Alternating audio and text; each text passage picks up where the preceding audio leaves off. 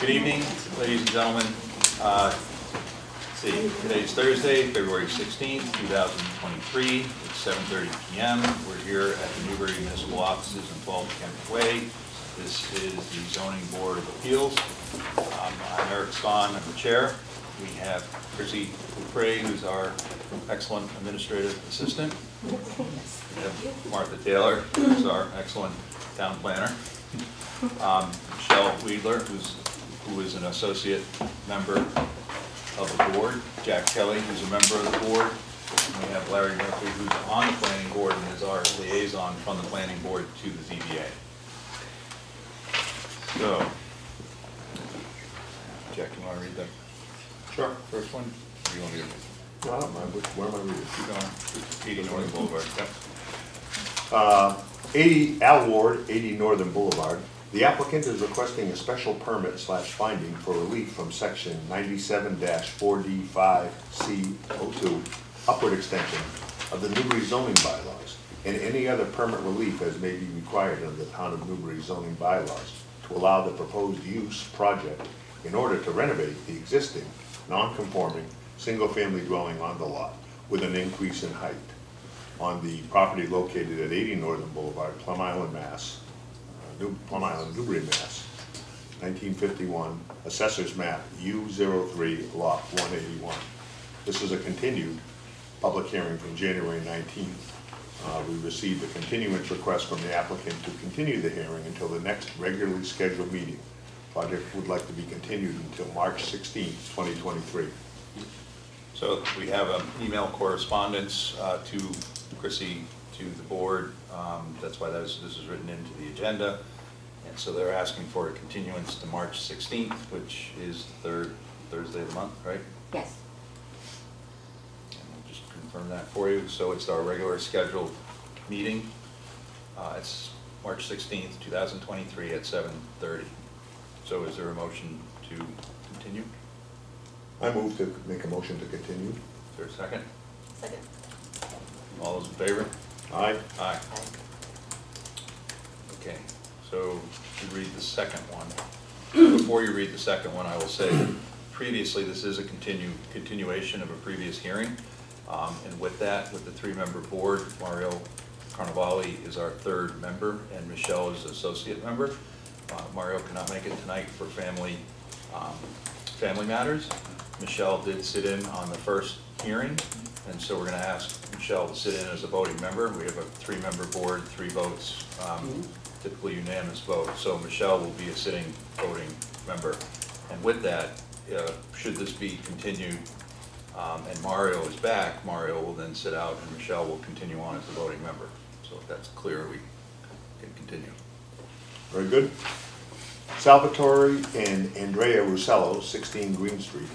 The applicants are requesting a special permit finding for relief from section 97-10D2C, detached accessory apartments of the Newbury zoning bylaws, and any other permit relief as may be required under the town of Newbury's zoning bylaws to allow the proposed use project in order to renovate the existing detached garage on the lot to convert it to an in-law suite apartment on the property located at 16 Green Street, Newbury, Mass. Assessor's Map U09, Lot 72. And as the chairman said, this is a continued public hearing from January 19th, 2023. So we have a continuation. As we have a continuation, I understand that the Russellos have hired counsel, and legal counsel would like to sort of update us. There were certain aspects of the previous hearing in which we did read through the bylaw for an accessory apartment and then the section that is specific to detached. Did read through that. There were some plans presented, and with that there were some additional questions about the request to provide some more information in terms of photos of the existing condition of a site plan and any other additional material that you'd like to present. And then also with that, we received a bunch of communication from abutters, so that we'll let you make your update and your case for the information presented. We'll read some new letters that I think were just received today, and then we can hear from the audience for and against.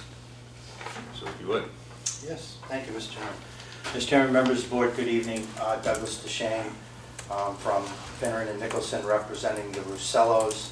I do have a very short PowerPoint presentation for you, and I did provide copies of that presentation for the board so that, you know, in case you don't want to look at that. Also included in that package, I have provided the board a copy of the Russello's deed, a copy of the common driveway easement, as well as a restrictive covenant that applies to the property.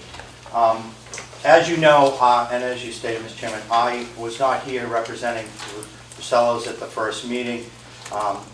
Obviously, I think the meeting showed them that this process could be more complicated, so they asked for my help in getting them through the process, which I was happy to provide. I did take a review of the original filing to make sure I felt it included everything that was necessary, and given the fact that the board did in fact move forward on the first hearing, I suspect that they had made a determination prior that the application was complete, or at least met the requirements for a public hearing. However, I will say I did notice that one of the requirements within the ADU bylaw, specifically relating to detached units, actually requires the owners to submit an affidavit or a statement that to the best of their knowledge, the proposed accessory dwelling unit does not violate any deed restrictions applicable to the subject lot of property. So based on my review of those restrictive covenants and the common driveways, the easement provided for the common driveway, it was my legal opinion that there were no such restrictions, and therefore the Russellos were comfortable in signing a notarized affidavit to that effect. And again, it says, to the best of our knowledge and belief, the proposed accessory dwelling unit does not violate any deed restrictions applicable to the subject lot. And I gave you a copy of the deed, copy of the covenant, copy of the easement, just so if you wanted to verify, you could so do that. So this is an original notarized affidavit. Is that section 3A, 3J that we're talking about? It is, yeah. Thank you. Yep, 3J. So, Mr. Chairman, again, not having been here at the first meeting, your little sort of summary of what went on indicates to me that some of the things that I had proposed to present today may be repetitious, but I would ask the board's indulgence in just allowing me to run through a very quick presentation so that I can make sure that we've established satisfaction with the requirements and conditions of an ADU special permit. So again, if you could just go back to that first slide for a minute, Colin. You know who I am, and I'm sure you'll remember my associate, Attorney Colleen Hayes, also from Finneran and Nicholson, who's here to assist. With me today are my clients, Andrea and Sal Russello, as well as Sal's parents, Sal and Rosalie Russello, who are here in the front row, along with their caregiver, Donna Sorrento. The Russellos are the intended occupants of this accessory dwelling unit, so they are very curious as to how things go today, so I thank them for joining me. So if we could go to that next slide. And again, I'm going to run through this quick, guys, because you probably already went through it, but I just want to make sure I put it on record. We are all aware of the purpose and intent of the permitting of the accessory dwelling unit bylaw, recognizing that the town needs this kind of housing that the needs are changing and that zoning laws must be crafted to allow for additional options for the provision of housing of the town's citizens. I will note that the Rosellos, the parents, are actually residents of Newbury because they currently reside at 16 Green Street in the main home. So they are residents. So the bylaws talks to providing housing for our residents, directly on point. To develop housing units in residential neighborhoods that are appropriate for households at a variety of stages in their life and for multi-generational households. Before you stands a multi-generation household looking to obtain this permit. And lastly, encouraging more balanced and diverse population and income mix with particular attention to young adults and senior citizens. So I think we're dead on in meeting the purposes and intent of this bylaw. So what are the regulations? And again, I'll run through them. If you have any questions, you can stop me, but I just don't want to take your time. The accessory apartment has to be complete, separate dwelling unit that contains both a permanent kitchen, bathroom, and has its own means of egress and access. That is true. The owner of record must continue to occupy the dwelling, the primary dwelling, and as I told you, the Rosellos own and do live there and will continue to live there. They are understanding that if they ever do leave, that the occupancy permit for the accessory dwelling unit would automatically lapse, but that's not their intention. So, for the purpose of the bylaw, the term owner means people residing and who hold title, that is the Rosellos.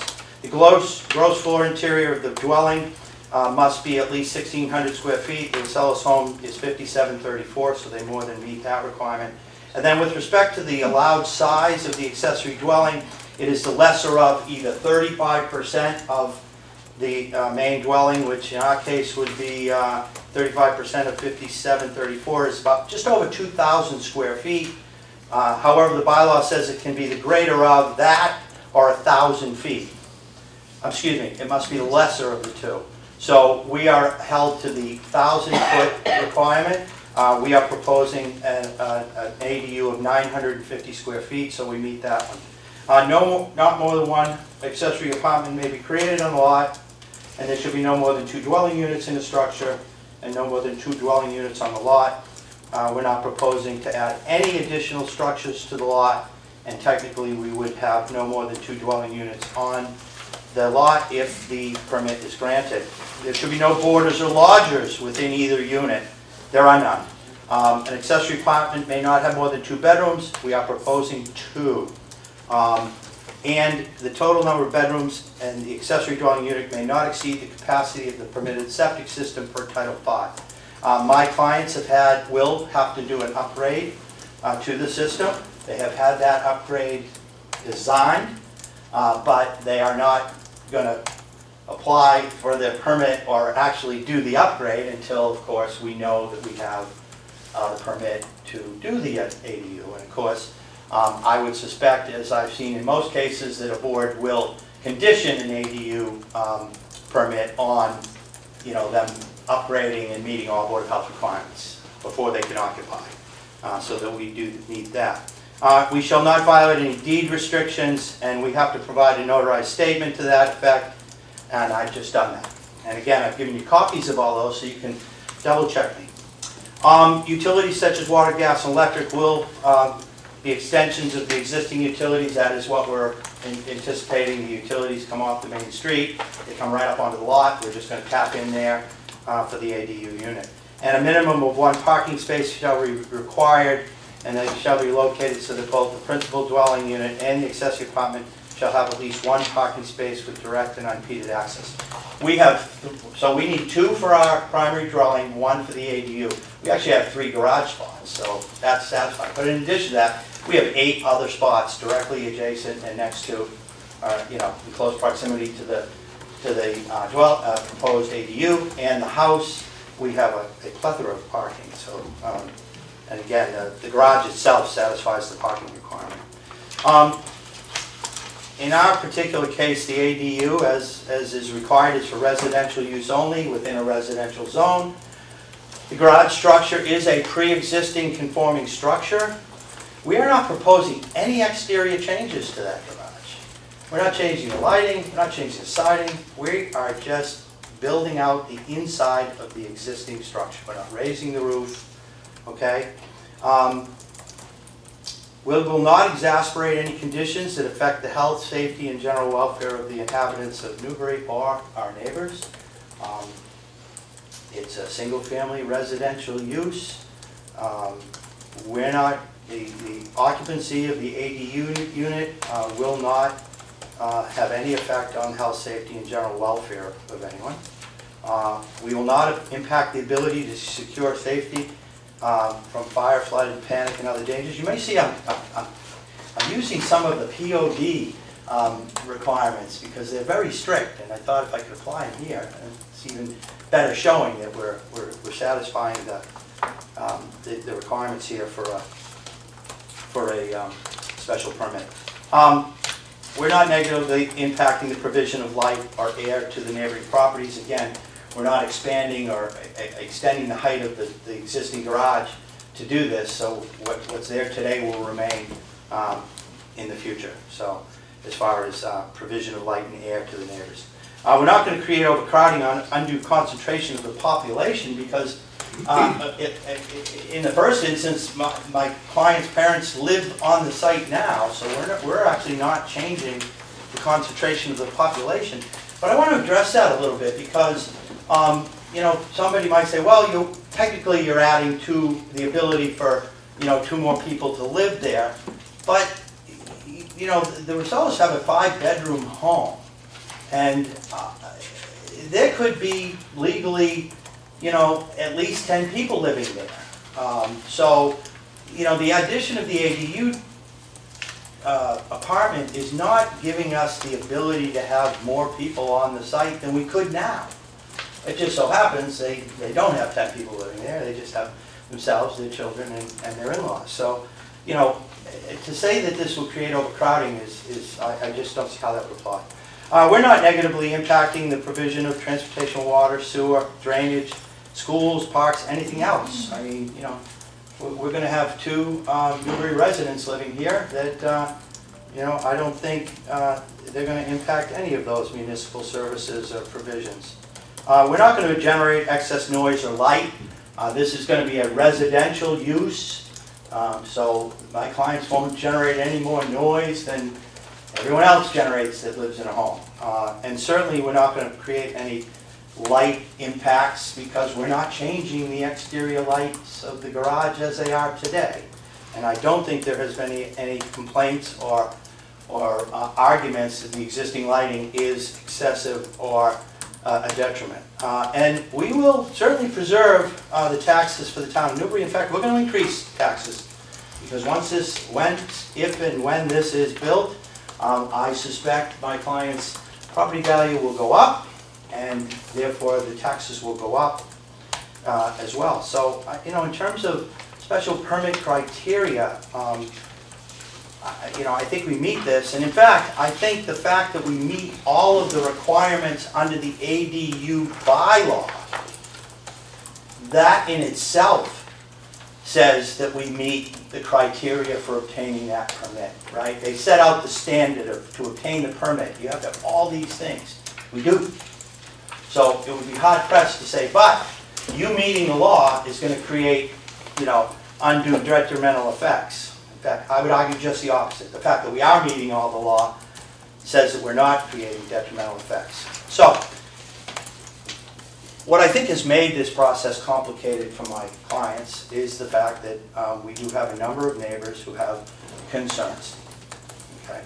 And I'm certainly well versed in the understanding that neighbors are right to have their opinions and to present their position on this. So, you know, I'm not saying the neighbors don't have the right to make their concerns known, and I will even say that we have somewhat of an obligation, at least to the extent the board requires, to address those concerns. So I do want to address just a couple of what I think, in my mind, are more of the legitimate concerns, not that they're justified, but that, you know, these are the kinds of concerns we see from neighbors. One, that the garage in which this is going to be placed is too close to the lot line. However, the structure,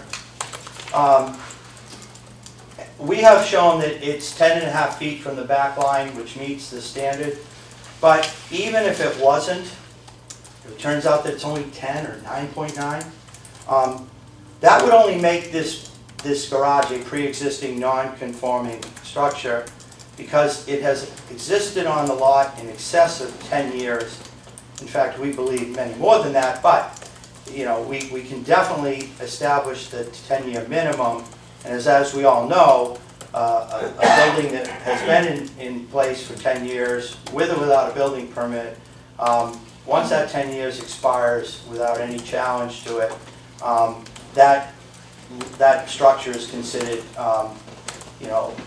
conforming with respect to its legality, its zoning legality. Maybe non-conforming, although that's not the case for us, but nevertheless, it is legal after those 10 years. And so, Good question. Can you determine that the existing barn, garage, house was constructed before May of 2013? yes.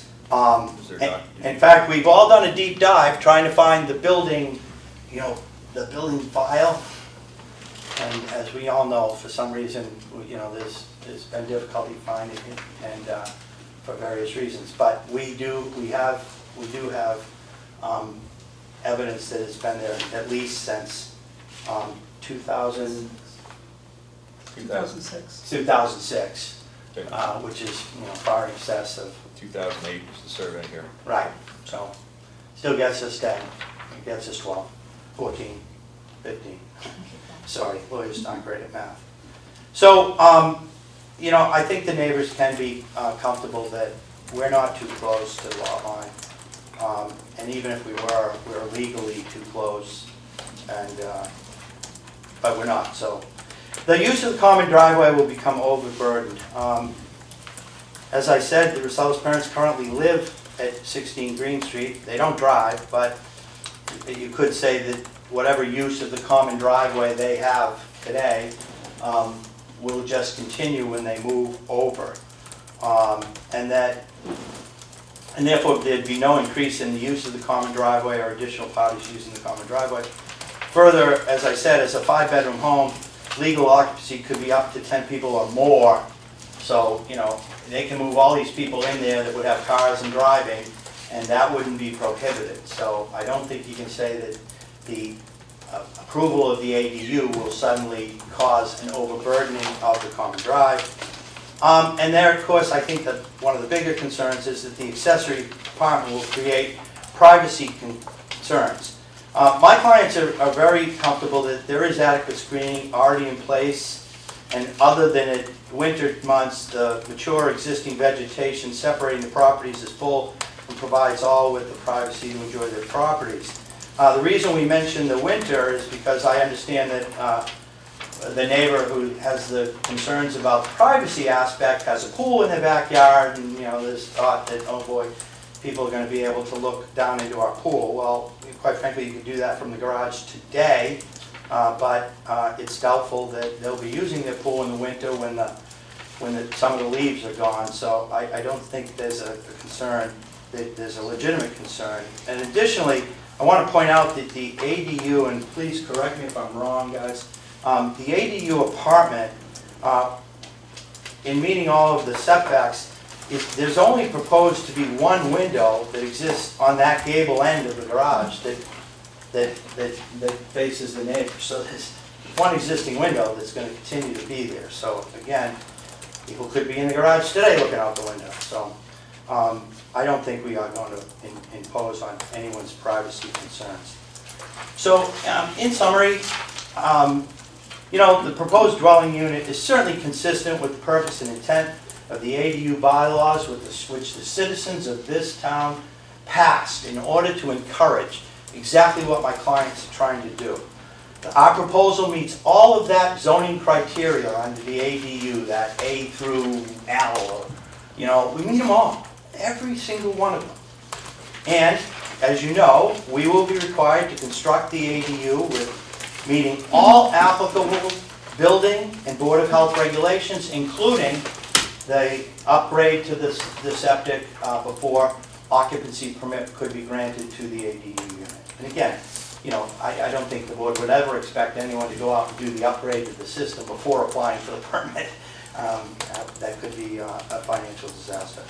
And then lastly, our proposal meets the criteria for a special permit and that it will not create detrimental impacts to the neighborhood or the town. Again, I feel very strongly that the fact that we meet every specific requirement of the ADU, in fact, provides the protection that we are not creating detrimental impacts. In fact, the town of Newbury determined that if you meet all of these requirements, then you're entitled to the permit, and that within that must have been the implied understanding that, hey, if someone can meet all of these requirements, then they're not doing anything that would be necessarily detrimental, and we do meet them all. So with that, I appreciate you listening to some information you may have already heard.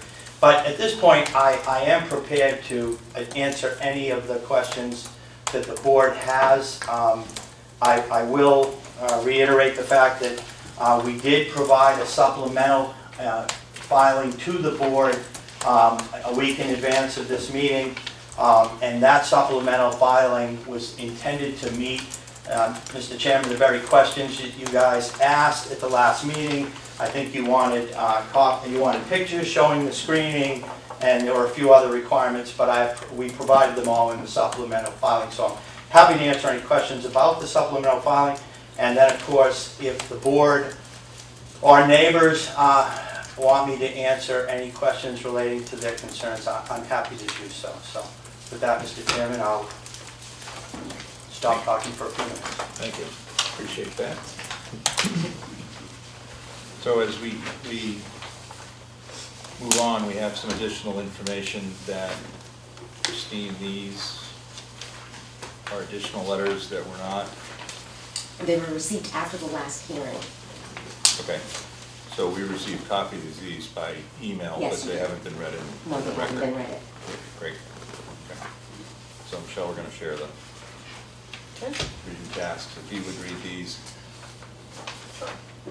Dear members of Newbury ZBA, my name is Christine Jones, the owner of 14 Green Street. I am the sole owner of the driveway to which 16 Green Street owners, visitors, workers, and delivery vehicles access via an easement every day. I am writing to express my opposition to and initial concerns with the special permit proposed for 16 Green Street. I reserve the right to express further concerns at the upcoming hearing. The following are my initial concerns.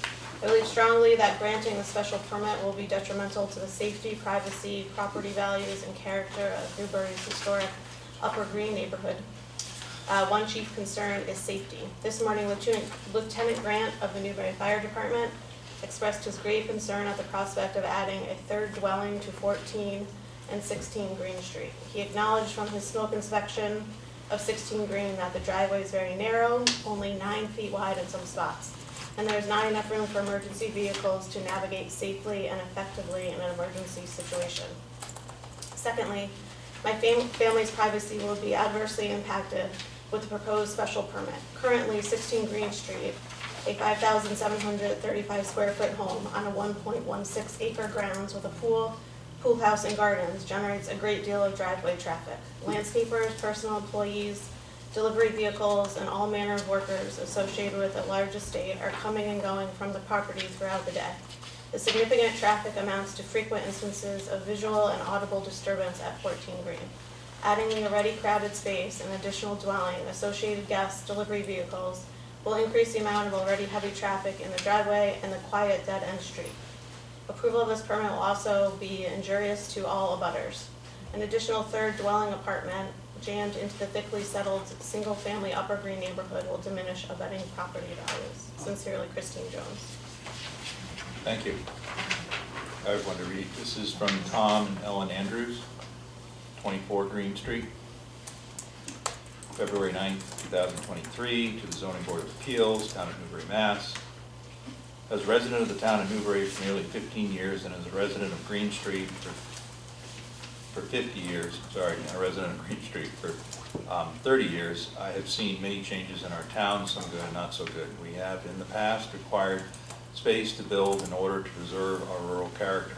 The cows are our neighbors, as well as the ducks nearby.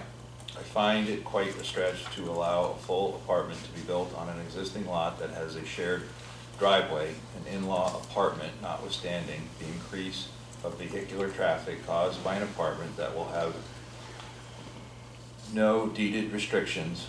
Who will enforce these anyway? Who would not only increase the density of an already crowded area, but would also add more traffic and more septic runoff in the areas already wet, and more septic runoff in an already wet area of the green. I assume that since this is an appeal meeting, the zoning already will not allow this use of the property, hence unless there is an overwhelming need for this apartment as a separate entity from the original house, I feel that the zoning laws should be upheld and an appeal denied. Tom and Ellen Andrews, 24 Green Street. Jack? This is from Deborah Woodward of 12 Green Street, Newbury, dated February 16, 2023, to the Town of Newbury Zoning Board of Appeals. Dear Sir, in looking at the special permit for an ADU to 16 Green Street, and a direct abutter to same, here are my concerns. Property damage. Commercial vehicles with and without trailers entering and exiting the driveway have twice in the last 5 years struck and damaged the stone wall at the beginning of the driveway as a result of attempting to back into the driveway to do work or make deliveries. In each incident, a portion of the wall on my property was damaged, along with that of Christine Jones at 14 Green. These incidents demonstrate the increased challenges the abutters face with the additional traffic that an apartment will draw to the property. Safety. A significant reduction of the driveway easement and design changes in 2008 intended to increase parking for number 16 caused a change in traffic flow on the properties that make it very challenging for emergency, commercial, and even residential vehicles. It's a narrow single lane with little opportunity to turn around for residential vehicles and none whatsoever for larger commercial or emergency vehicles. Prior to this redesign and before the new garage was built, there was ample turnaround for commercial vehicles when servicing 16 Green. The addition of an apartment will only increase the amount of traffic, both personal and commercial, therefore increasing the chances of any potential incidents. Please note, most importantly, that there are 5 homes in very close proximity, with potential risks for all of us in the event of an emergency. Home values. The nature of the items I bring before you lead me to believe that home values may suffer as a result of the increased congestion and the potential for safety concerns. Thank you for your consideration, Deborah Woodward. Thank you, and I have one more to read into the record here. Mr. Chairman, excuse me, could you just tell me from whom that letter was, the last one? Deborah Woodward, she's an abutter at, I'm not sure what the address is. That just came in at 6:30. Sorry, Doug. 12 Green Street.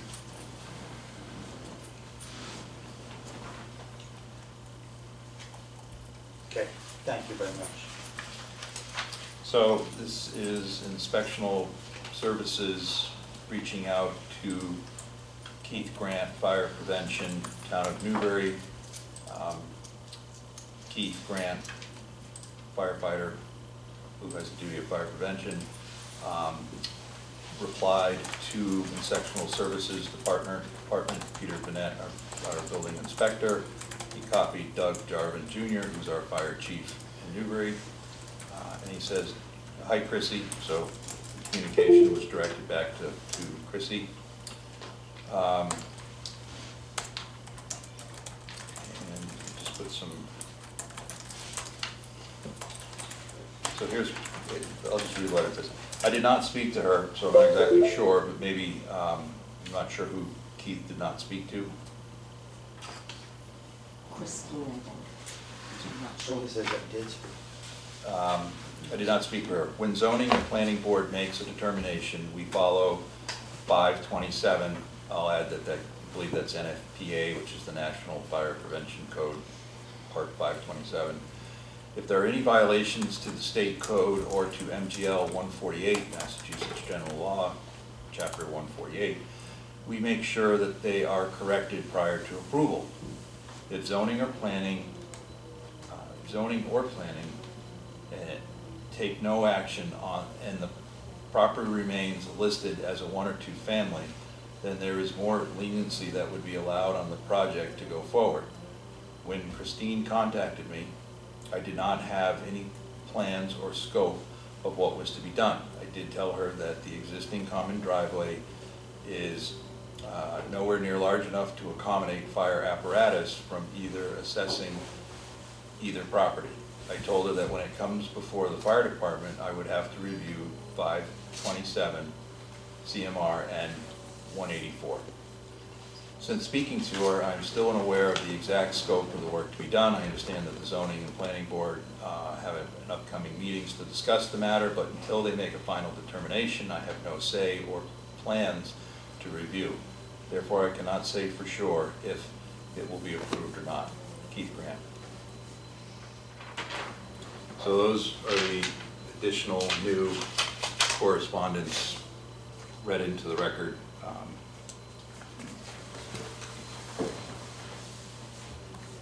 right, so from there, for the moment, does the board have any questions or comments? I have just an observation, I guess it's a question. One of the letters that we just read, similar, it gave me the same, so I had the same experience. I drove down last week to take a look at, get familiar with the neighborhood, so I knew what was going on. And I had a difficult time turning around in front of the garage. I must have missed the other 8 parking lots, Counselor. Where exactly are those other 8 spots that you referenced? I didn't see them on the drawing. Okay. There's 3 in the garage, Correct? 3 in front of the garage, and then 2 up front. Oh, there was a little thing on the property next door, I did see that. Yeah. 2 there, 3 directly in front of the garage, 3 in the 6. garage. That's an easement. Understood, I didn't notice it was on the other property. So, I didn't feel comfortable turning around there, but I understand. Okay, so I had questions about parking 2, and under section, what is it, 147.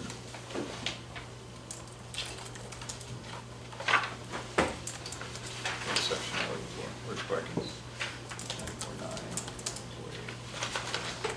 147.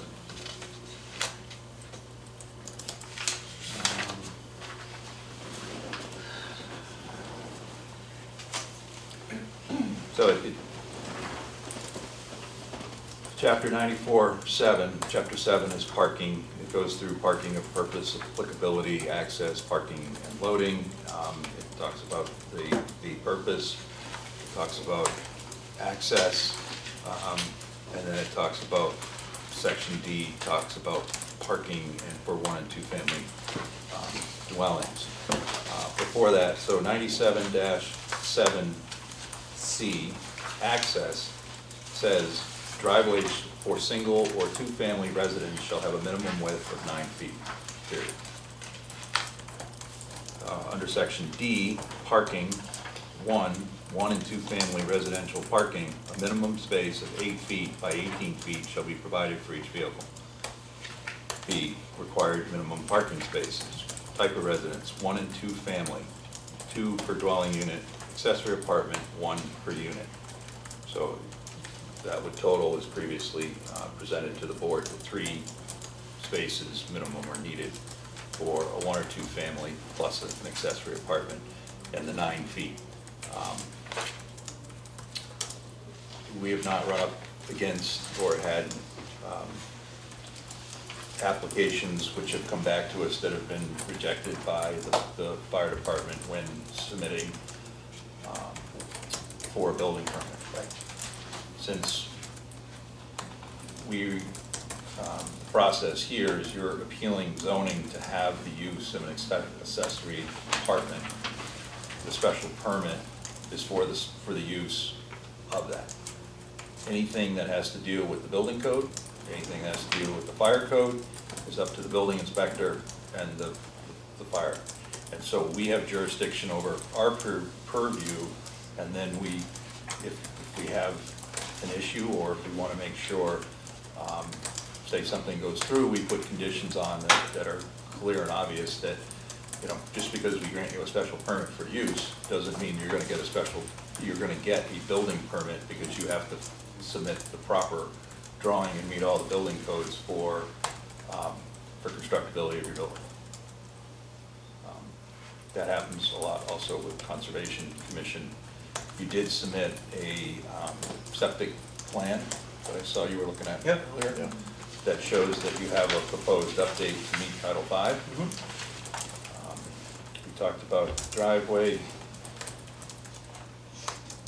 and you did provide the letter that was in terms of the deed and deed restrictions, and so you presented, that wasn't presented last time. Also, we did receive at some point an update, I wouldn't say updated, but here's a site plan from Griffin Engineering Group, LLC, which is dated 10/14/22. Griffin Engineering, I assume, is a land surveyor. Did this, did the applicants request this service from the engineer, or does this come with the house when you purchase the house? Well, my clients hired them to do to do that plan, right? Yep. Yeah, and that's why I think we circled the 10.5, because we knew that was a question, Okay. or that's why they circled it for us. Okay, in your presentation, you said it was about 10.5, and even if it wasn't, it still was built before. Right. And within the 10 years, there's the enforcement of a non-conforming issue then becomes an pre-existing non-conforming issue by the bylaws of the state. And so you have the document that has it on here. The plan does not have, although it's on a title block, it doesn't appear to be stamped by a registered surveyor. Yep, I double checked the bylaw, and it does not state that it has to be stamped.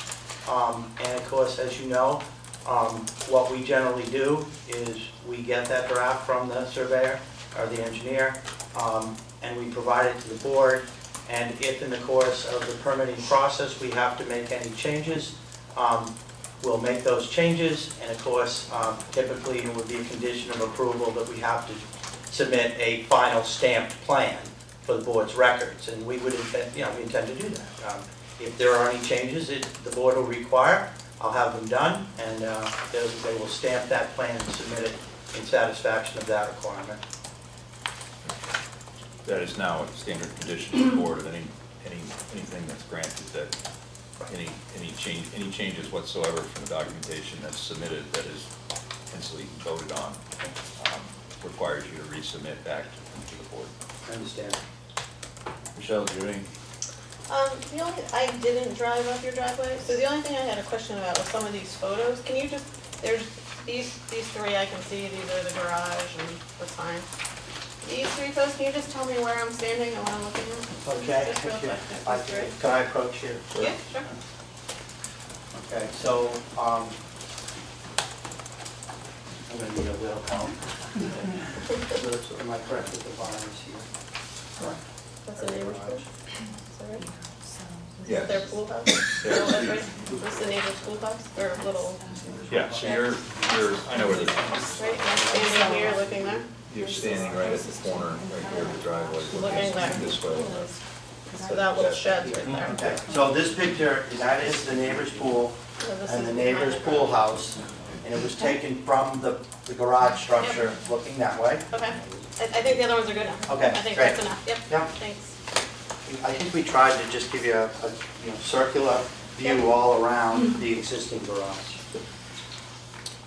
Okay. I don't have any other questions. Larry, anything?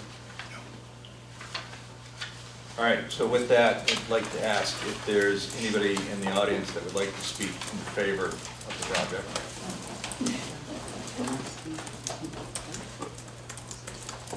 The applicant can speak in favor of their own. We live at the property, we're excited to have my mom and dad have their own space. I'm thrilled to provide them a safe home with us. We're looking forward to them having their own kitchen and their own single living area. Right now, they struggle a little bit with the stairs, and it'd be nice to have a little bit more room to have a guest rooms back. Okay, thank you. Is there anybody else in the audience? We'd also, you know, we're really happy in Newbury and look forward to establishing relationships with our neighbors, and hope that we can find an appropriate means to get along. Okay. Is there anybody else in the audience that would like to speak in favor? Ms. Mann? Yes, hi, my name is Diana, I'm a former neighbor, and I dearly miss them. So anyone who gets to live next to them really will have a wonderful family of solid people, family who is trying to provide a dwelling for multi-generational living. I commend them for having opened their home as they live with teenagers and their adults, and they are the best people. They are professionals, they have wonderful children, and I couldn't say, I don't have enough time to say all of the wonderful things that I've been able to experience as their neighbor. When we had easements, and we had been able to never have an issue with it. Every discussion was an easy discussion, and I think everybody's missing out if you don't get to know them. They are an amazing, wonderful family. Did you get name and address, or? No, I didn't. Oh, could you- Diana, sorry. The last name is DeRochemont, DeRochemont. Thank you. And it's 8 Stone Ridge Road, Beverly. Okay. And I'll just second that. A very collaborative, cooperative neighbor for 10 years. It was we missed them. Thank you. Hey, is there any? Can I say something? You can say something. Because this affects us. My son and daughter-in-law were very kind to us. We sold our house in Florida to come here. We came here because we're old. My son wanted us to be near him, which is great. And we're in his house, and we had to get a chair to go up. No kitchen upstairs, of course, so it's very difficult for us. He was doing this for us, you know, just have a one floor with an elevator to go up, very simple, and very easy for us. That's the whole thing, that's what this is all about. Why it bothers the neighbors, I have no idea, no idea. But they never even see us, you know, I mean, where can we go? We don't have a car.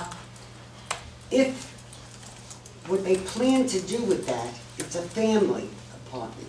That's for the family, that's for us. If it's not for us, it'll be for her parents.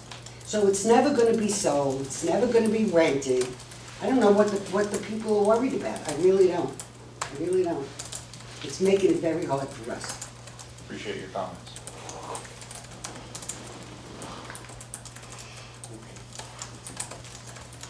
Give Chrissy a moment. You good? Okay, good. Okay. Thank you. Is there anybody in the audience that would like to speak or is opposed to the project? Yes, ma'am. Should I stay here? No, you can stay there. Just state your name and address, please. Christine Jones, 14 Green Street. So what I object to is the unchecked use of the accessory apartment. It would be wonderful. It's already, the attorney said they already have room in the house for 10 people, $3 million house. That's awesome to have their parents there. They need more, fine. But what you might not know is that neighbors had reached out and Mrs. Rusella refused to entertain any limitations, saying that it could not be rented out. And was pretty adamant about that, no negotiating at all. was kind of, I heard comments like, well, what if we wanted our divorced friend to stay here down the road? This kind of thing. So, unchecked apartment rental going over my driveway. Now I have basically a road to a multifamily. I bought a single-family dwelling with an easement to another single-family dwelling. Unchecked apartment use could have 30-day rentals, Airbnb to this resort-like gorgeous pool behind it, parties. Not to mention, in the deed, I'm responsible to pay half the cost of the driveway, maintenance, landscaping, plowing, even though already I use about 30%. As my house is smaller, I don't have employees or as many service people. Question? I was just saying, No. Sorry? So the two spots, another difficult situation, the easement of the two spots in front of their house, the previous owners and I, because when I have long-term people like wood delivery or septic people necessary to park there to access the septic, be able to not block the driveway. If there's parked cars there all the time, not just for overflow, my people must block the driveway for great lengths of time. There's nowhere else for them to go. Regarding emergency vehicles, I was reminded today the previous owner got her finger bitten off by her dog, and the ambulance couldn't get up the driveway, and she had to run down to the end to hop in the ambulance because it wasn't wide enough past my house. In terms of safety with unchecked apartment usage, there's children behind the driveway all the time. There's beeping, there's pool trucks, delivery trucks, beeping up and down all the time. There's no privacy. Every room in my house faces the driveway. You have little kids, they have to go so slowly. It's a public park, there's dogs running around, people bring their children there, not just the neighborhood kids. Property value. I know, I'm a real estate agent, I had buyers for Green Street. It's very difficult to sell a house with an easement. That's why my buyers didn't buy it. Having an easement with rental possibility behind it will lower so I'm happy to hear that will increase their property value. My property value will be lowered if I go to sell and I have an easement with a possible rental behind it. If there was a situation to limit it absolutely to in-laws, then that could have been a different story. I could see that's the kind of cooperating neighbor it sounded like I heard about. But that's not an option, so we have to look at it as possibility to be rented out. Thank you. Sure. Is there anybody else in the audience that would like to speak against? Well, Mr. Chairman, my name's Ray Gingras. I live at 12 Green Street. You read my wife's letter, so thank you this evening for doing that. And thanks for bringing up the ambulance situation. I can still remember looking out my windows, and I thought it was Christine who had the problem. Little did I realize that it was Deb Allo having to walk down the driveway for that problem. Yeah, it causes problems. I'm surprised my other neighbor on the other side of me, her letter wasn't read, because she did tell me she sent a letter. Amelia, did you not receive it? No, nothing as of One of the biggest 7:10. problems we both have is our wall keeps getting hit, and it just doesn't get bumped. And if you visited the driveway, maybe you noticed the stone wall's been repaired on my side. And one of the problems happens is, obviously the residents at 16 have no ownership property. All the burden has to be assumed by Christine, or the liability in some cases, as well as, I have to repair mine if we can't figure out who did it. And the second time our wall was knocked down, and again, I don't mean just knocking a stone on. I mean, this was knocked right down to the ground. We didn't know who did it. And so, Christine and I had to go figure it out. We did find it. We had to make accusations to the people until they finally admitted that, the garbage truck was backing up and one of the other drivers knocked it over. So that's a little uncomfortable. And it's mostly driven by the service vehicles that, well, it is. The 2 times that it happened to my property, it's been the service vehicles supporting, 16 Green. And I noticed in Amelia's letter, you said she didn't have it. If you look at her wall, you'll see it's displaced. Nobody's repaired it. And so, that creates an issue. The other concern I have is the narrowness of the driveway, the adequacy of the way. I know back in '95, we could probably all tell that the town should never have done what they did, because these are the problems we're living today that everybody's experiencing. But, where is snow storage going on this? That driveway's narrow. I mean, you have parking spaces. Does the town require snow storage up in that parking area? Or is it really to put it on our property? That's a question to the board. The other part that I do have a concern with is just why the board allowed the easement to not meet town standards in 2008. That looks to be non-conforming because the bylaw was in place prior to the change of the easement. Thank you. Is there anybody else that would like to speak in favor or against the proposed project? What did you want to say? Nobody else? Yes, sir. Scott, 6 Green Street.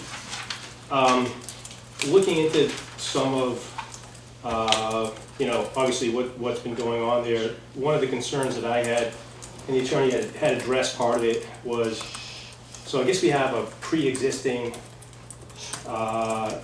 non-conforming structure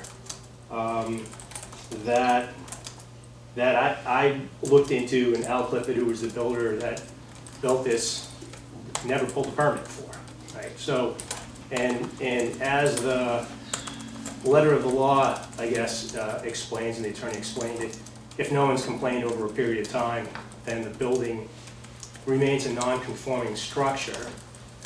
It was my understanding that that can stay as a non-conforming structure, but the minute you try to then improve it into something else, you sort of change that ruling on a non-conforming structure. So I guess I'm confused as to how a building without a permit.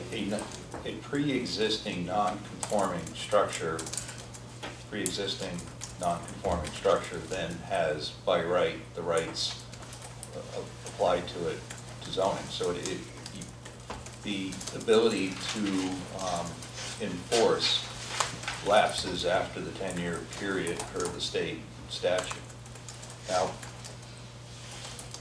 Mr. Shane, you said that this was a non-conforming.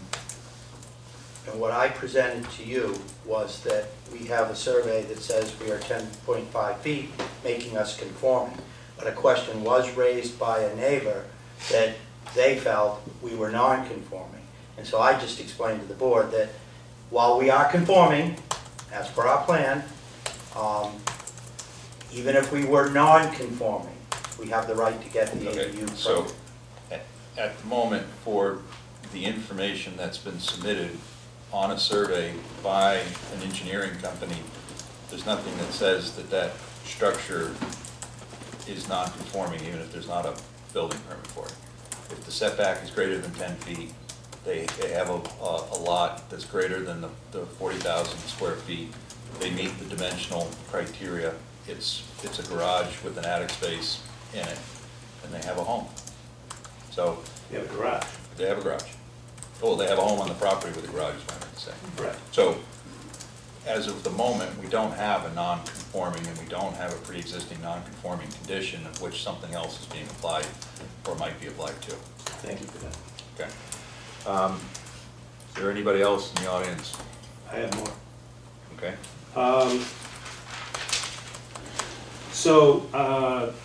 The attorney had mentioned that the special permit will lapse once the home is sold. So the special permit is to, no, you're shaking your head? Mr. Chairman, could I answer that question for him? You can answer that question. What I said was the special permit requirements under the zoning bylaws say that if the principal owner of the home no longer resides in the home, or if they sell well, technically, if they don't reside there, then the permit lapses. If they sell the house in its entirety and the people who buy it reside there, they are then allowed to continue to utilize the ADU apartment. That is the intent, that the owners set up an attached or detached accessory apartment, and then they leave and do not occupy one of the primary dwelling, and now you've got two rental, or the owner isn't on the property to oversee the accessory apartment.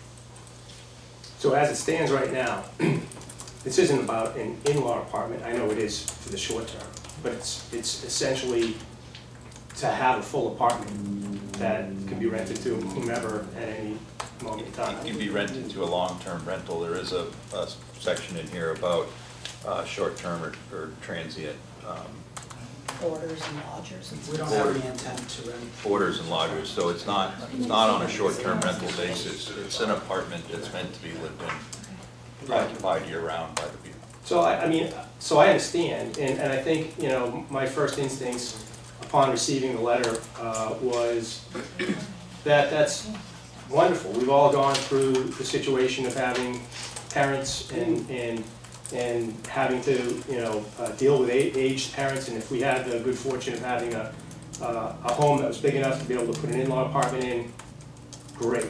I think the biggest concern that we all have is that in-law apartment now can be rented outside the family to anyone.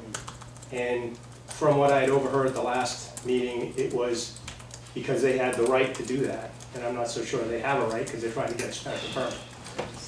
So what? We do have that. Yeah, the intent was previously read and can be read again if needed in terms of what the accessory apartment is trying to do and who is trying to provide for. And certainly having parents and senior citizens occupy the apartment is one line in that intent, but it is to provide general housing. And you know, we are appreciative that they're here, they're reading one of the intent, which is a plus in favor, but even if they came before us and said we want to make an accessory apartment, period, they have the right to increase housing. Right. Plain and simple.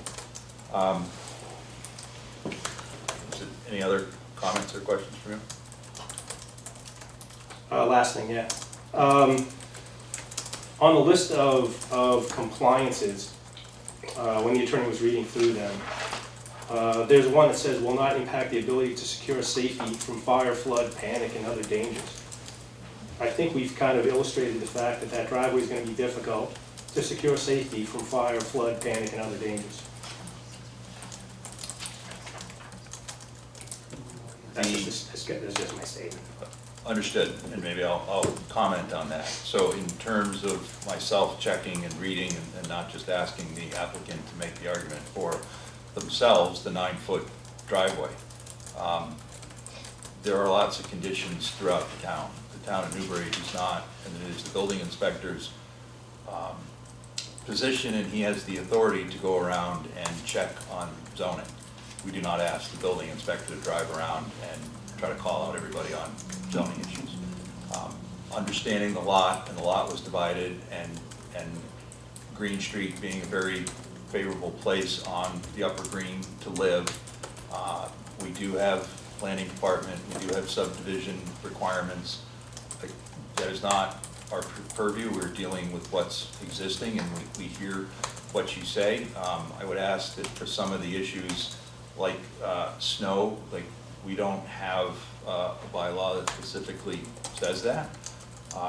The safety is heard, and it is a unique position, and the unique public position is that the Upper Green is your front yard, and you have access to it, as well as the general public, as well as residents of Newbury.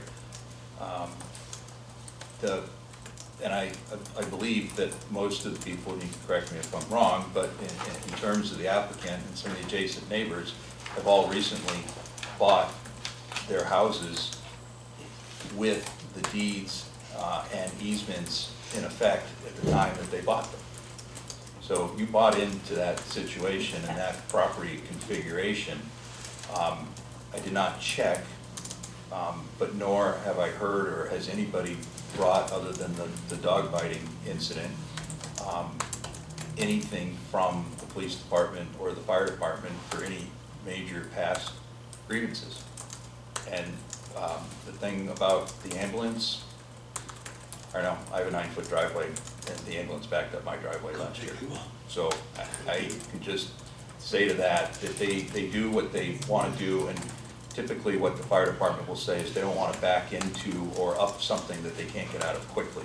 So we'll not take that out of context, and we already heard from the fire lieutenant who will do the inspection, actually does an inspection on every building permit to make sure that it's meeting the requirements and codes.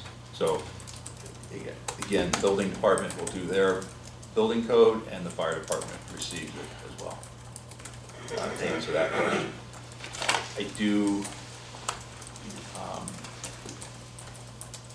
you know, we do hear the use and the increased use, but again, with the parking, I mean, if you discount the spaces in front of the garage, there are 3 parking spaces plus 2 on the easement that have been there and were there previously. It's not like any spaces are being made in order to meet the regulations, in which we could debate then by making them, do they cause or exacerbate any other conditions? They're there now, is in view.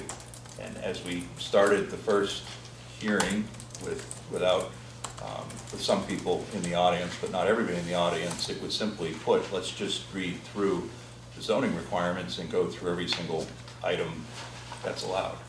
The interpretation here, and I guess what I want to say is the interpretation outside of Plum Island for the PIOD, which allows flexibility because things are very abnormal in that condition, and the PIOD makes the review of Plum Island separate and unto itself and against the surrounding neighborhood as to what is. But when you get back to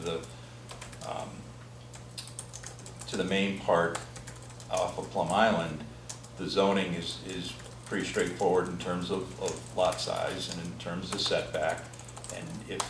And with that, if the lot is of a certain size and the house and the setbacks, then it's all conforming. I would also ask that any neighbor that has an issue about exacerbation of traffic, of vehicles, that anything that you're arguing or opposed to, just please think of that you have the same right, and would you turn around and want your rights taken away as a, you know, we could grant a special permit and we can tell the whole street that they can't have anybody but one car on it, and that will solve it for everybody because everyone will now be equal.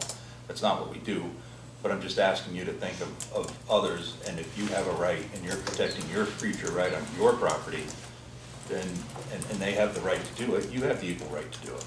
So think of that when challenging some of the items that you're thinking about.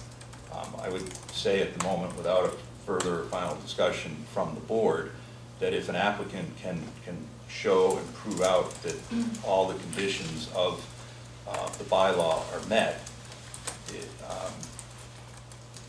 and that the property has a conforming structures on it, it's pretty hard to challenge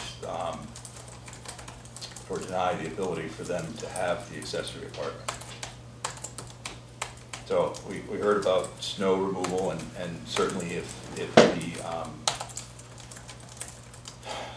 applicants were putting snow on adjacent property, then that is an issue and should be able to be discussed and solved amongst the neighbors. If you know, it's written about the 50-50 split for snow removal, if you think that's unfair or something like that, you have every right to try to discuss that. Safety is a concern. We talked about the fire department there. I understand the wall being damaged, and if that's an issue, it's heard in public now, and certainly taking any photos or confirming existing conditions then can prove your point in the future. As people have talked, they have been represented with credibility from previous neighbors, and I think we're not here to grant any you know, it's a special permit, but it's not a special favor if it meets the intent and what they're intending to do on their property also is what, again, other people can do on theirs. Except it lowers my property value, because I now have rentals, unlike anybody else with a single family in their driveway, which is the unique situation. So you've lowered my property value. And you can add you know, a detached or in apartment accessory apartment to your property too, if you want. You have that right. You would have no parking.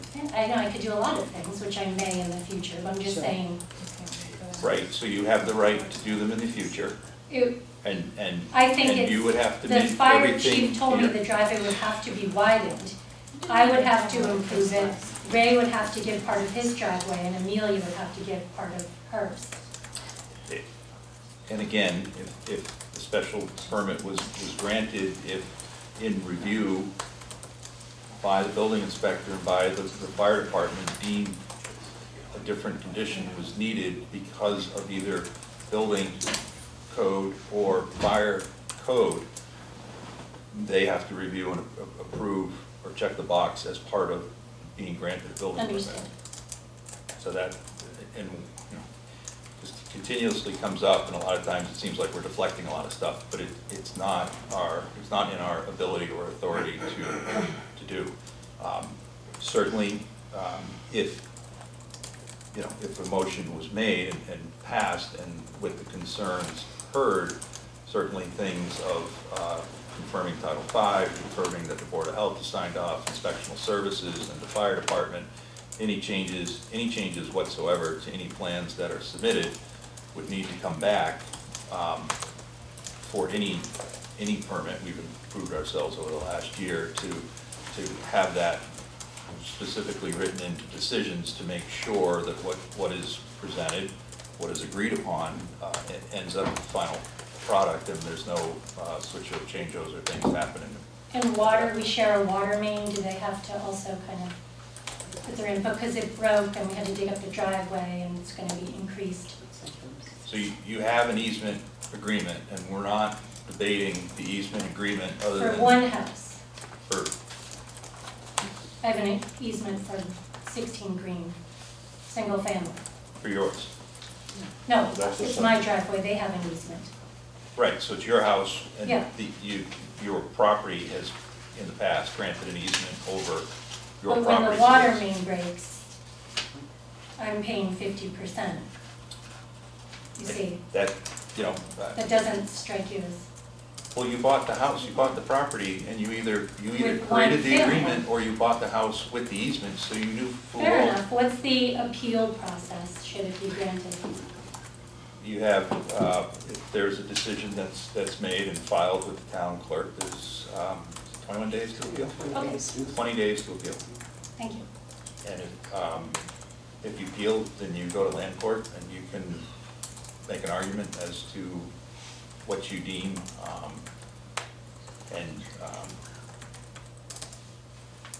we usually, if it's a matter against the zoning board of appeals, the town council covers us and makes our argument for us in appealing the decision. So we don't really get involved unless it's a very difficult or drawn-out case, but usually it's town council that argues that. So I can't, beyond telling you that you have the right to appeal, give you any guidance of how it typically goes, is what I'm trying to say. She also has the right to renegotiate the easement with her neighbors without going through court, which would probably be less expensive, less onerous. If both parties would agree, but that's outside our purview, and with the existing conditions, we're not, Please, sir, let me speak. what do I want to say?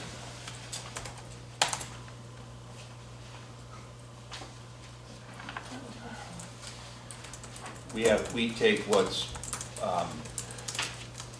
presented to us, and again, that was the reason for explaining Plum Island, because there's more interpretation that happens on Plum Island, where on the rest of Newbury, it's more cut and dry as to exactly what's listed in the bylaws. So if you have a a challenge or an argument and want to appeal, then it really should be based on something that's directly out of,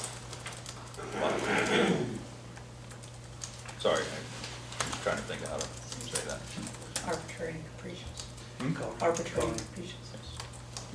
Okay, so with that, is there anybody else in the audience that would like to speak at this time? Let, Thank you, sir. Again, Ray Chambers, 12 Green. I'm just curious, does the board have any viewpoint on why they allowed the easement to be reduced? It's non-conforming, right? well, you have members of the planning board, but the planning board isn't being asked at the moment if I don't know, Martha, if you want to answer that, or. It's nothing that came before the board, so I don't know. So it was one of those things that was written up by some attorneys, was signed and was recorded in the deed, and now exists as an easement with the property that runs with the property. And they didn't even follow town bylaw. Well, Well, the bylaw's 9-foot width for a driveway. yeah, for residential property, the bylaw is 9 feet. Well, then what's the easement width required?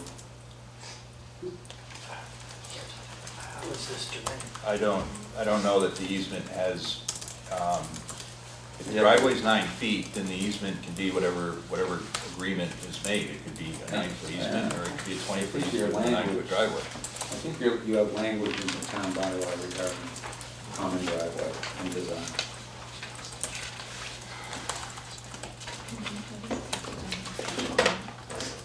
Section 7. Yeah, maybe, special permits, common driveway special permit, section 5.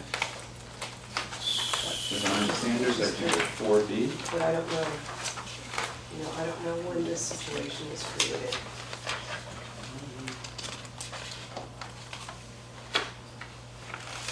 So for properties that are being subdivided or subdivided and developed, there is a site plan requirement and application to the planning board that is required. And again, it's not in the bylaws about creating the accessory apartments that it lists what the requirements of the property are. And, if your argument is with the driveway and with the easement, then that can be an argument that's made, but that's not an argument against the application for an accessory apartment. So I didn't really answer your question, but it's not within our, I guess, purview, and we don't have unless the zoning board has something like a 40B development, which is a very specific and special case in which the ZBA actually then engages in a site plan review.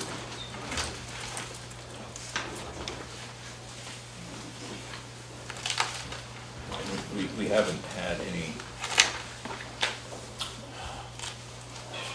application that goes before the building inspector that gets rejected, and if it was rejected on the grounds of subdivision or lot division or planning, the building inspector would move it to the planning board as opposed to send it to us to appeal section of the zone. So we don't get. I mean, it's true, if this were being done now, we do have a common driveway special permit, and there are regulations that would need to be met. This is a condition that's existed for quite some time. Those have been in place since 2003, I believe. And these changes were made in 2008. Quite honestly, that's one of the challenges with the flow of traffic is, this was allowed to be changed.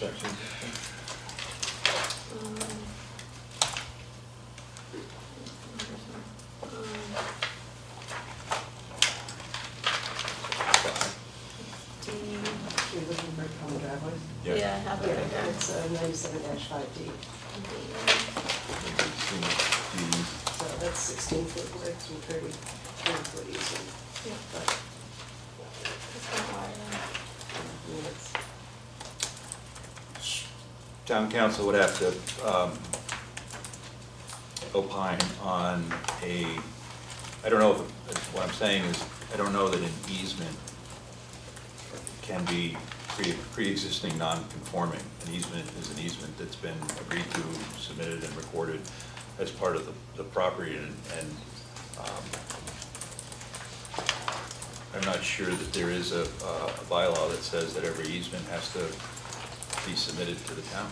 Says it in 4C. Or, Under design standards, parenthetical C,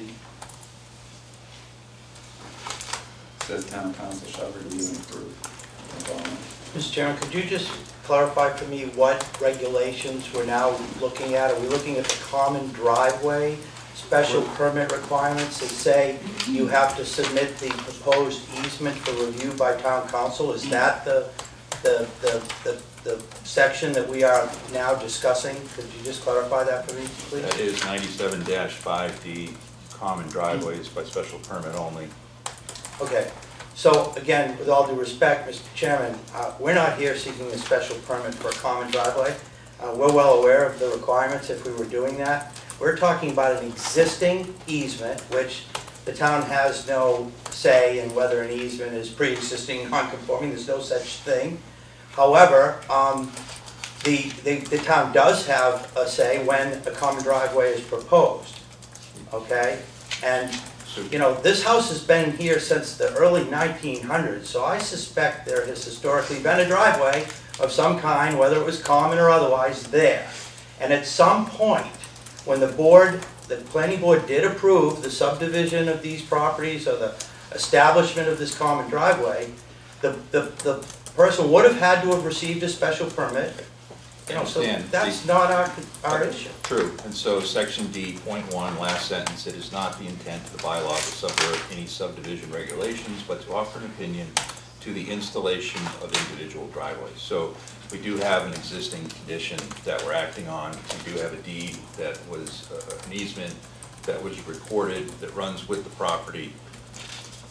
That's what's there, that's what's existing, that's what we're discussing. Eric, can I offer a comment just to Mr. Duchesne's point? I think we're overlooking the most glaring deficiency with this lot. Under current rules, it has no frontage. That's correct. You know? Correct. This lot, somewhere along the way, became grandfathered. It's certainly nothing that the planning board ever did or the ZBA ever did. And if it goes back to the 1900s, that's probably when it was created. So, you know, the discussion, I mean, about common driveways is nice. You know, it may be, in a sense, give us some sense of what's adequate access.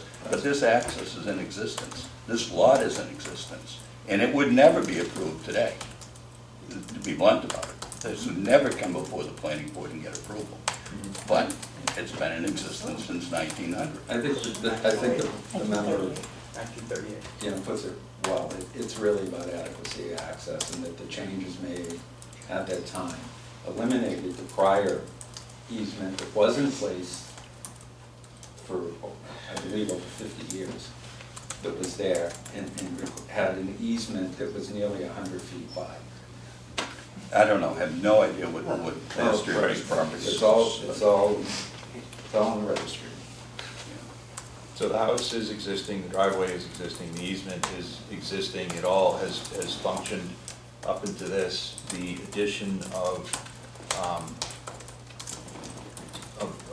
the proposed added unit with 2 bedrooms, the presentation that there are already 2 additional people living on the property that haven't caused any additional, the concern that in the future, if the current, quote, family in-laws and it's someone else, it's not a temporary residence or rental for people that are coming and going. It's for someone, an apartment that someone would live in and, you know, become a neighbor and part of the community. So in terms of looking at that, and again, the meeting, the review and conditions of all the conditions of the detached accessory apartment being met, the application, I guess in my opinion, seems seems favorable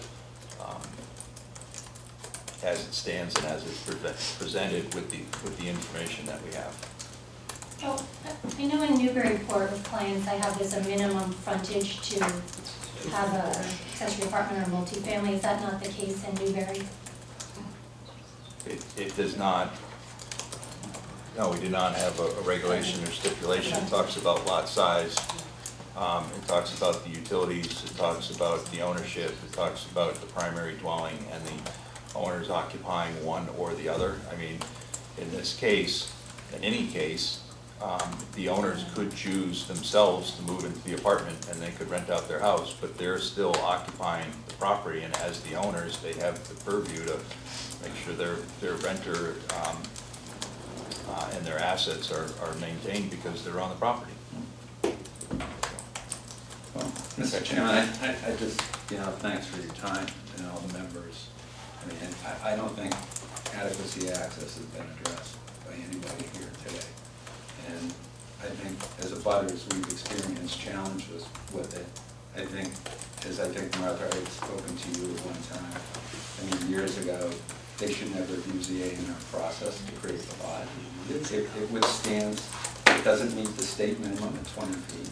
And we're living with those problems. And then now you're further, not that, you're going to make the determination, it sounds like, that there is adequate access, which I would argue there is not. I would argue against the appeal and failure of something that meets the bylaw, and adequate access may be very detrimental to property values in the future for anybody buying any house on Green Street, of inadequacies of the street and the conditions that are created that you all bought into. So your purview and then the mirror purview of what you're saying can be said both ways. Again, if there was an ambulance, there was a case in terms of the ambulance, and we don't know if the ambulance didn't drive up the driveway because she walked down the street. I mean, we don't have the full saying or report, and I don't want to go down that avenue.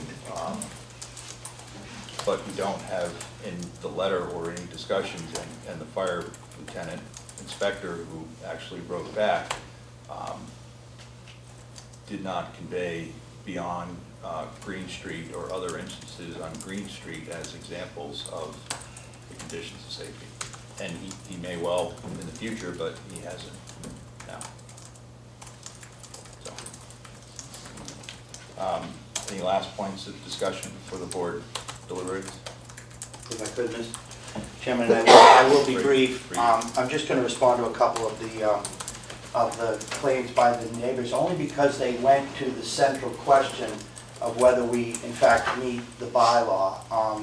So with respect to the Andrews letter, they claim that we're going to increase density in our already overcrowded area. The ADU bylaw requires us to have a minimum lot size. We meet it, so we are not overly crowded. And I personally would question, well, how at one point over an acre and a half lot with a house of any size and a pool is considered dense. That we would add more septic runoff. Obviously, you know that the Board of Health, we won't get an occupancy permit until and unless we meet the Board of Health regulations, which are in fact in place to prevent septic runoff. So we won't have any impact with respect to the septic. As you pointed out, I think that the Andrews are misunderstanding of the bylaw when they say that the zoning doesn't allow this because we're before you, when in fact, as we all know, the bylaw does allow it, but we do have to get a special permit. And they said they felt that the zoning laws should be upheld. I could not agree with that more. And if you look at the zoning bylaws, they compel you to grant this permit. With respect to, Mr. Chairman, I'm really going to cut this short because, but I would like to address the comments made by Ms. Jones. And I do want to thank her for her concern as to the safety of my clients and their parents. And I can assure you, as I will explain in a minute, we will be sure that we meet the requirements of the building inspector and the fire department in building this apartment. And I do have some questions. As you know, this easement was put in place, and the destruction and the problems that they're presenting were not during the ownership of my client, okay? The easement is very clear. If one of the users of that easement destroys it or creates problems, they are solely responsible for fixing it. So I would suggest that Ms. Jones should have immediately contacted the owners of the home at that time and required them to fix any problems. With respect to the damage to neighbors outside of the easement's property, I have to ask, if you knew that it was the result of the people who at the time owned 16 Green Street, why didn't you just ask them about it and tell them they need to fix it? Or if they weren't to participate, you have civil rights to take action against them. So I just don't think you can place the blame or the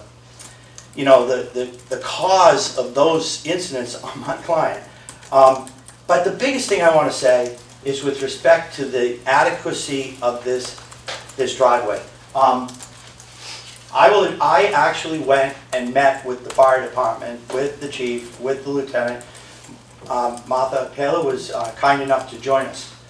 And because I wanted to understand what the requirements for my client would be, and at what point, do those come into play. And mostly, it was to ask him to present a letter to you what his position was with respect to granting this permit or not, right? We always want to hear from the public officials.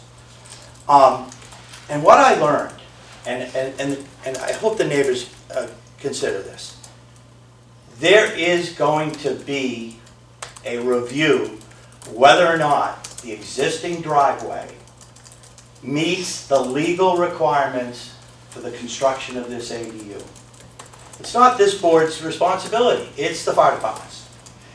What I was told is the fire department, other than the comment they made, and if you look at their comment, they sent it to the building inspector.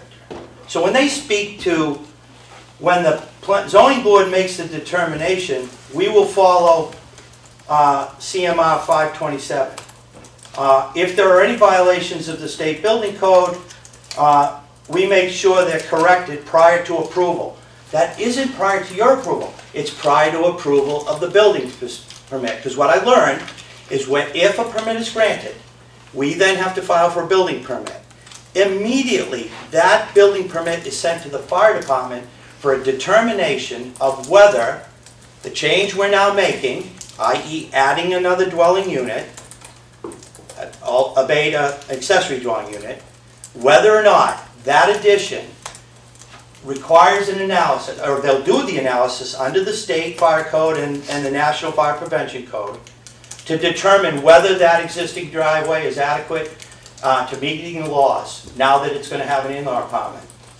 And if they find out it does not, the building permit cannot and will not be issued until and unless changes are made to that address, to the driveway. And I will point out that within the easement for that driveway, my clients have the right to maintain, expand, do whatever it needs to make that driveway safe and adequate for their use of their building. So, quite frankly, if this permit is granted and we apply for a building permit and the building inspector says, nope, fire code says now that you have these 2 dwelling units, the driveway has to meet a particular standard, my client will have to meet that standard, and the easement allows them to do so. But I really also want to ask if Ms. Jones, if Ms. Jones is so concerned about the safety access to my client's home. That's not what I said, I'm sorry. Why hasn't she approached my client so that the access to her property is safe as well? It seems unreasonable to me that it was never an issue with the safety of anybody until they were proposing this. And I will state that Rosalie, Wait, I thought we actually. did in the short version, I'm so sorry to interrupt. Yeah, this is the short version, sir, 'cause I'm ready to go through every one of these comments and tell you why they just don't apply. But I do want to make for the record that Rosalie did in fact have to call a fire truck or the ambulance. They got to her, they got her safely away, and again, there has been no requests or requirements that there's been an issue out there, okay, no complaints.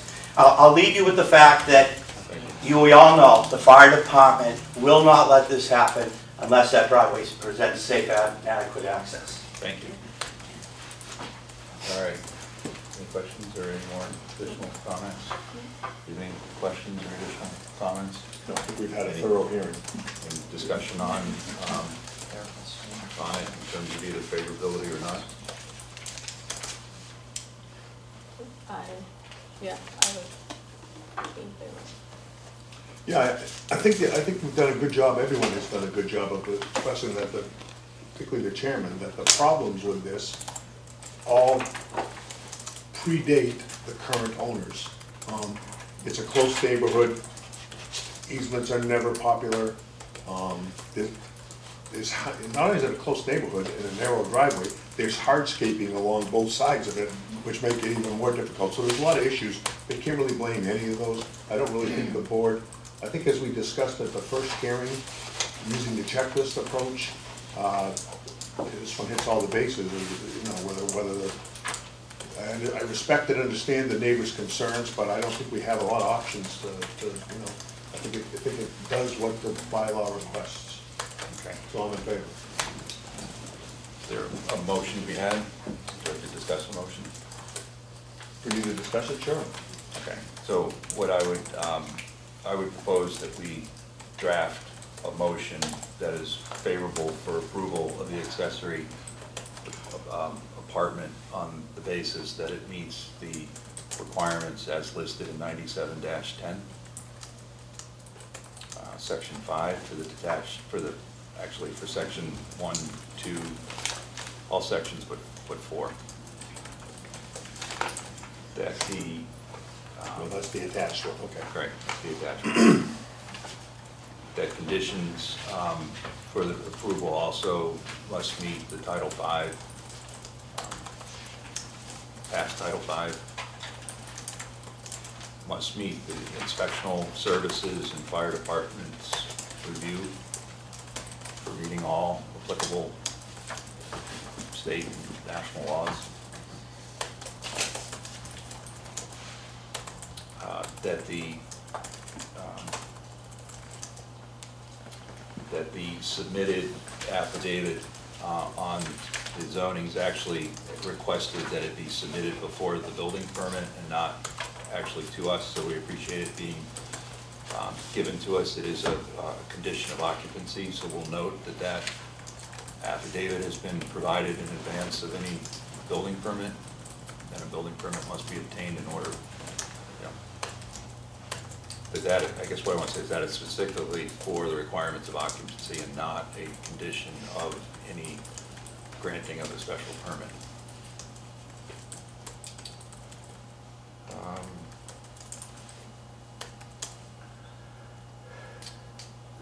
And I'm not going to mention anything about any easements or driveway access, as that will, as discussed and rediscussed, that is the intent of the building department and the fire department. Are there any other conditions or items that you think of that might be a condition, or standard conditions apply in terms of any changes to any of the documents that show the proposed project? So if you change any rooms or any layout or anything, if it's anything different than that that gets submitted, that it will be a condition of the special permit that has to be represented before us. And that, as you noted, that that what is presented changes are all interior to the building as presented. So with that, is there a second on the motion? I second the motion. All those in favor? Aye. Aye. So the motion passes. We do appreciate your comments and concerns. There are conditions outside of the ZBA for the listed bylaw. Take them up with the other parties. That's why the appeals are there. Thank you for coming. Thank you, Mr. Chairman. Thank I you. appreciate your indulgence, and I apologize to my folks. All right, with that, we have if there's any other additional items to discuss, motion to adjourn. I make a motion to adjourn. Second, all in favor? Aye. Aye.